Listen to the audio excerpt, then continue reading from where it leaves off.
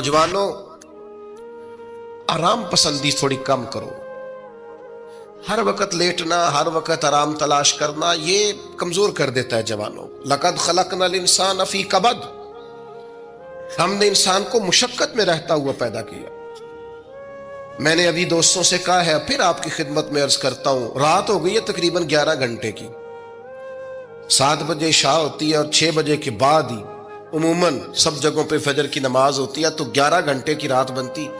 بہت زیادہ بھی ڈاکٹر کہتا ہے کوئی سوئے تو 8 گھنٹے سو لے، نیند پوری ہے. اگر عشاء کے بعد موبائل کرو جلدی بند، تو ذرا سحری میں اٹھو. بندہ ہو جوان اور اٹھ کے پڑھے تہجد تو مزہ نہیں آ جاتا.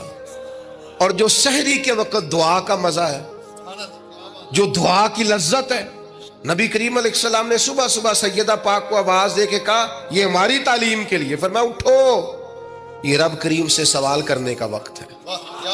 پچھلی رحمت، پچھلی راتی رحمت رب دی کرے بلند آوازہ، او بخشش منگن والے کارن کھلا جے دروازہ. لیکن ہمارا مسئلہ یہ ہے کہ جس ٹائم جاگنا ہے اس ٹائم سوتے ہیں، جس ٹائم سونا ہے اس ٹائم. ایک گزارش تو یہ ہے کہ کوشش کریں ان راتوں میں تو کم از کم تہجد پڑھی جائے، اور یہ کوشش کر کے دیکھیں مزہ آئے گا. اور پھر ادھر ادھر لوگوں کو دکھ بتانے کی بچائے نا، جب تہجد کی 2 رکعتیں پڑھ لے تو سارا اپنے رب کی بارگاہ میں عرض کر دے.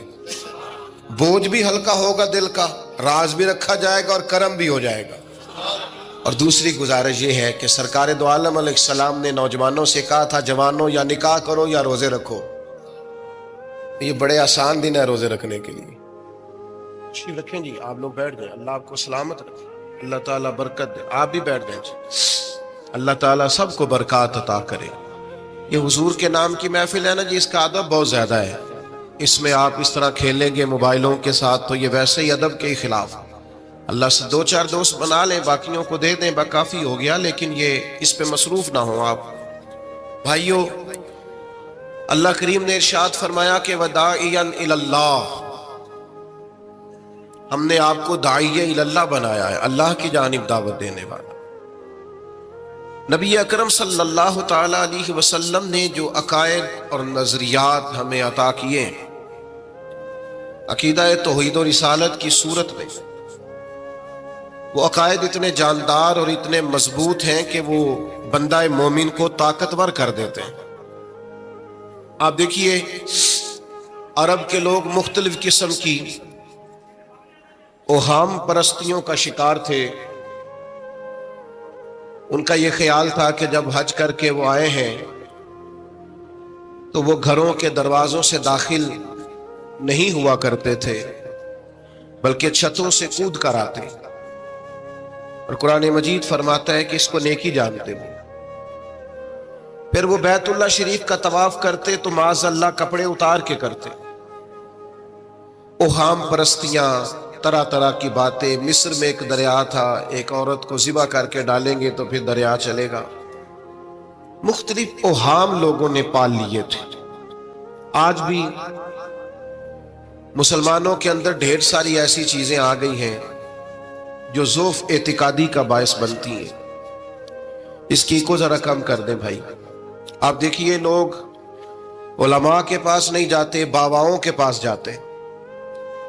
تعویذ، دھاگا، کالا جادو، نیلا جادو. جس نوجوان کا کام کرنے کو دل نہیں کرتا اسے جادو ہو جاتا ہے.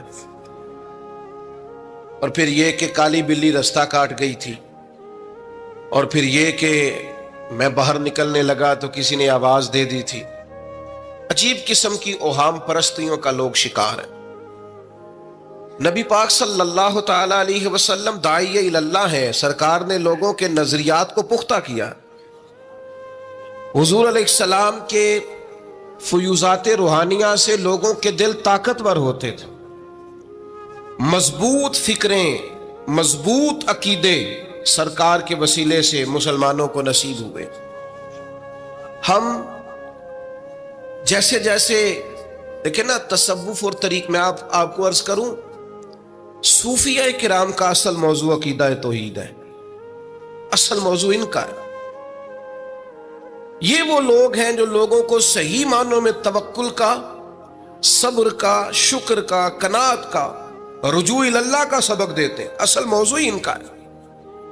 لیکن اب چونکہ صوفیہ کی جماعت میں وہ لوگ اللہ ماشاءاللہ خال خال رہ گئے، اور پھر یہ کہ بیٹھ گئے تعویذ دھاگے دینے والے، زاغوں کے تصرف میں، عقابوں کے نشے من.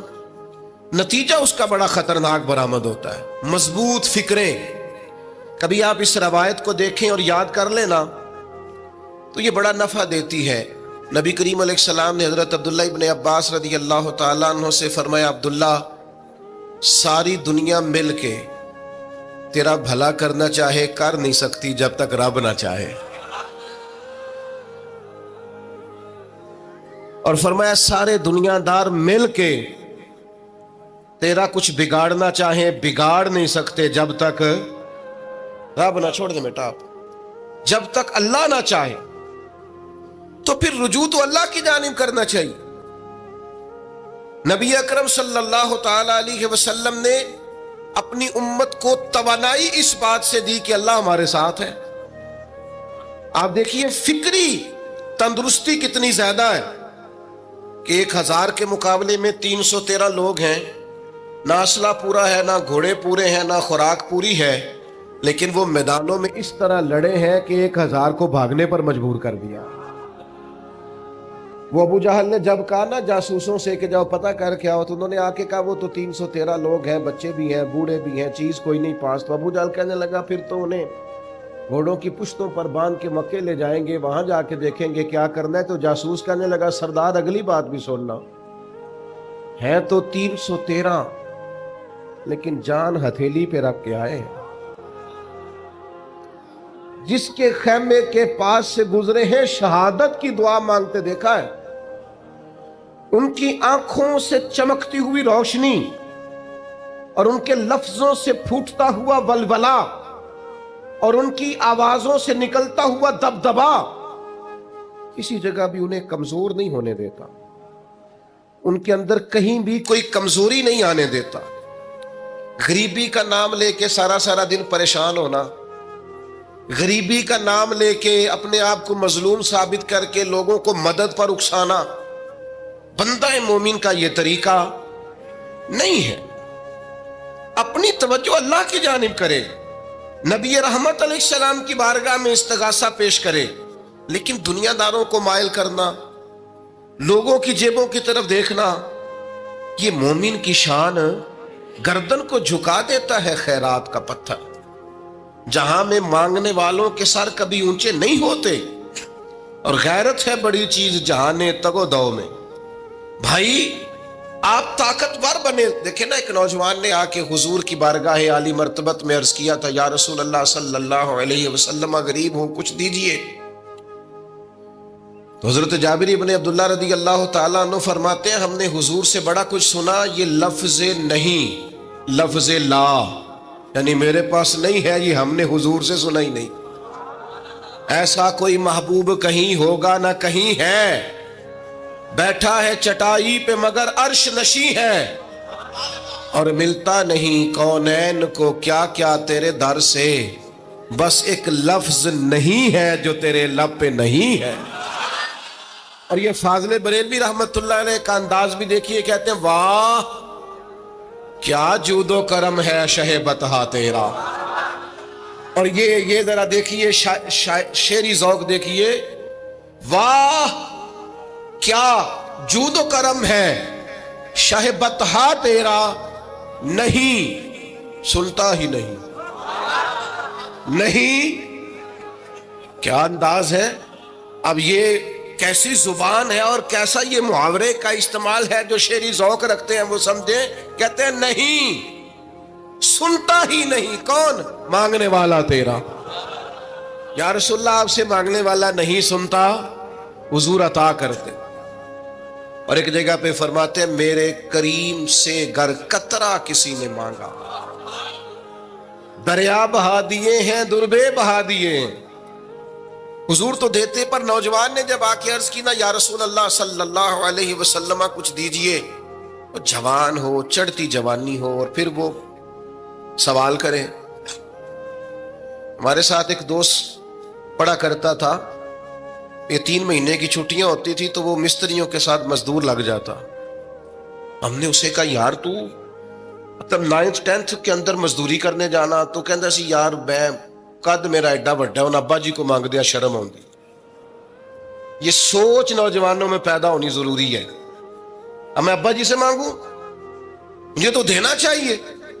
اس نے آ کے عرض کی یا رسول اللہ صلی اللہ علیہ وسلم کچھ دیجئے, تو حضور فرمانے لگے تیرے پاس کچھ بھی نہیں. اس نے کہا ایک پیالہ ہے میرے پاس گھر میں اور ایک کمبل ہے. اتنا غریب بندہ ہے کوئی محفل میں جس کے گھر میں ایک ہی پیالہ ہو, ایک ہی کمبل ہو؟ کوئی بھی نہیں اتنے بڑے مجمع میں. لیکن اگر کوئی ہماری غریبی کا رونا پوچھے تو میرا خیال ہے ہر تیسرا بندہ دوسرا بندہ غریب ہے, اور بڑا ہی غریب ہے. ایک پیالہ ایک کمبل. کریم نے فرمایا لے کے آؤ. وہ لائے تو محبوب فرمانے لگے کون خریدے گا؟ ایک نے کہا 1 دینار, ایک نے کہا 2 دینار. محبوب نے بولی لگوا دی, 2 دینار کا بیچ دیا. فرمایا جا 1 دینار کی روٹی لے جا. یہ نوجوانوں کو فکر دی کہ وہ انویسٹمنٹ میں تم نے ذات سے اپنے گھر سے لینی ہے. وہ 10-15 ہزار کا ٹھیلا بھی کسی سے نہیں کہنا تو لگا کے دے. جاؤ 1 دینار کا کھانا لے جاؤ, 1 دینار کا کلاڑا خرید کے لاؤ. صحابہ فرماتے ہیں وہ کلاڑا لایا, پر نصیب دیکھو اس کلاڑے میں دستہ نبی کریم نے اپنے دستے مبارک سے لگایا. فرمایا جا جنگل میں جا کے لکڑیاں کاٹ اور بیچ, کھا بھی اور کھلا بھی, پی بھی اور پلا بھی, 10 دن مجھے نظر نہ آنا. یارو یہ کیا بات ہوئی؟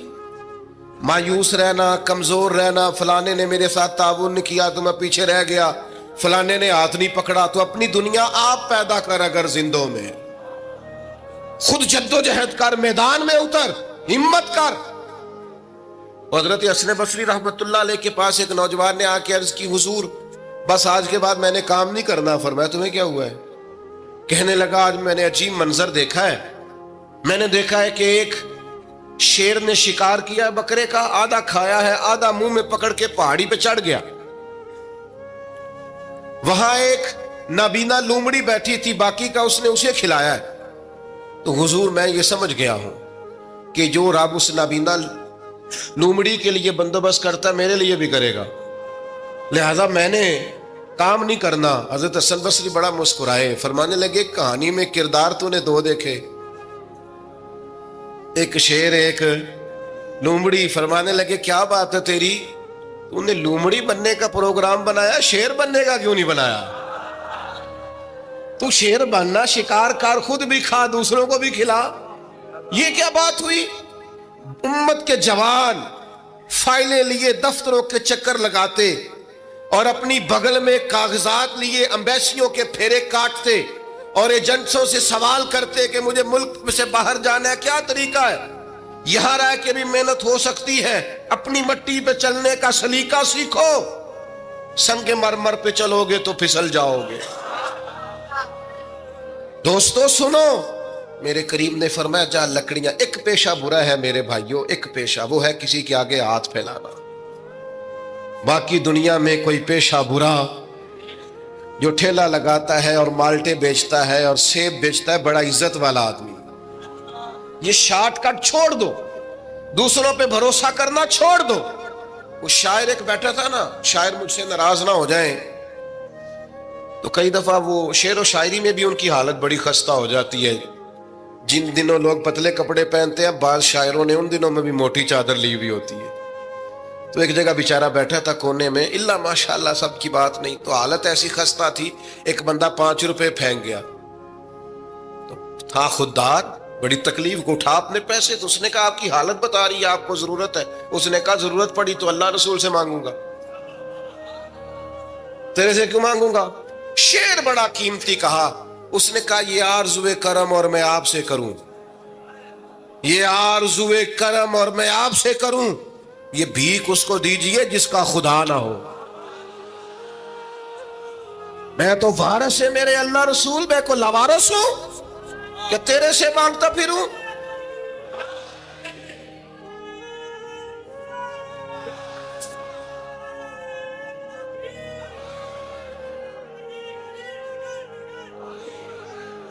ماشاء اللہ ماشاء اللہ.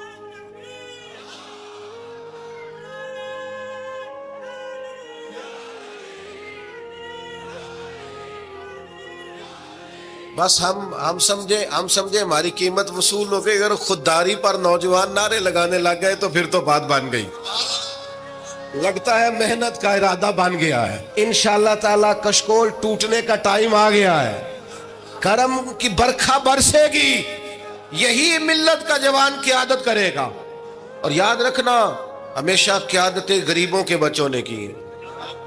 جنہوں نے آدھی قیمت پہ کتابیں لے کے پڑھی ہیں, بڑی ڈگریاں انہوں نے حاصل کی ہیں. یہ کمزور نہ پڑھو.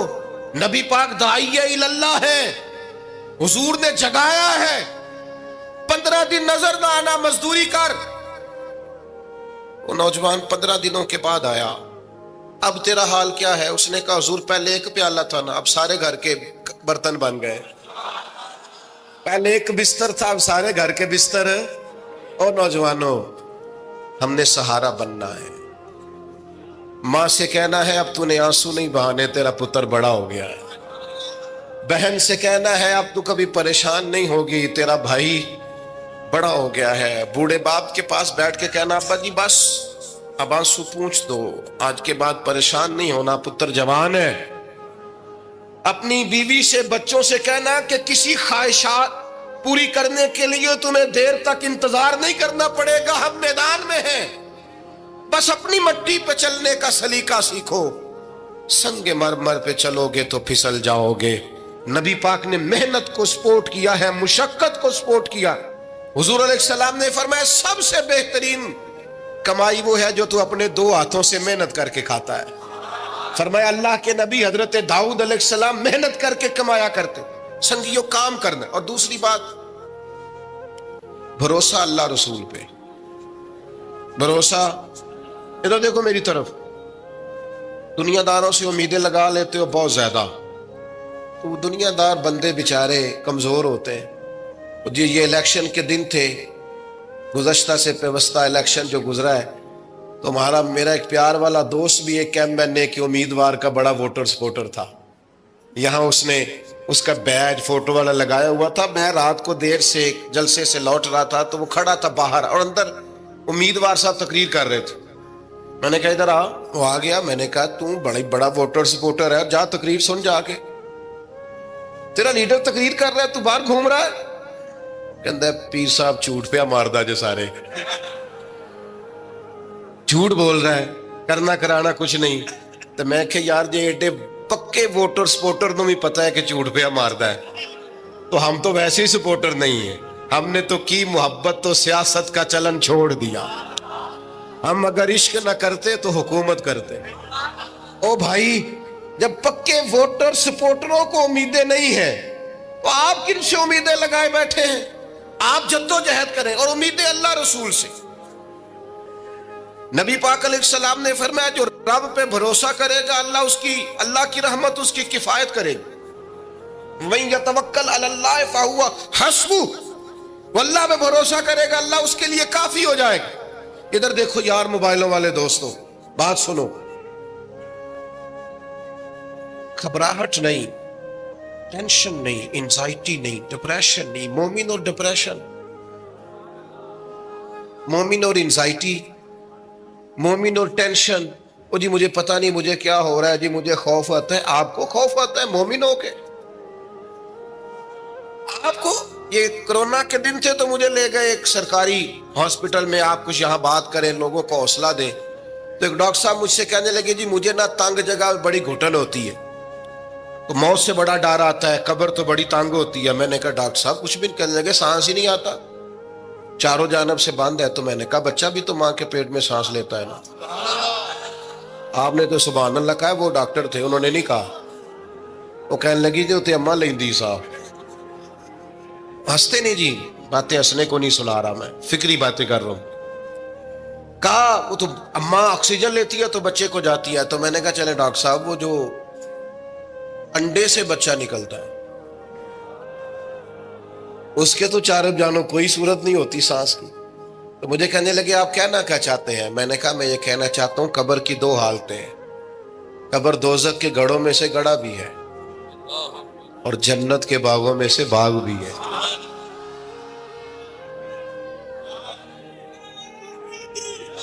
سنو یار، اللہ آپ کو خوش ہو. ماشاء سنیں جی سنیں.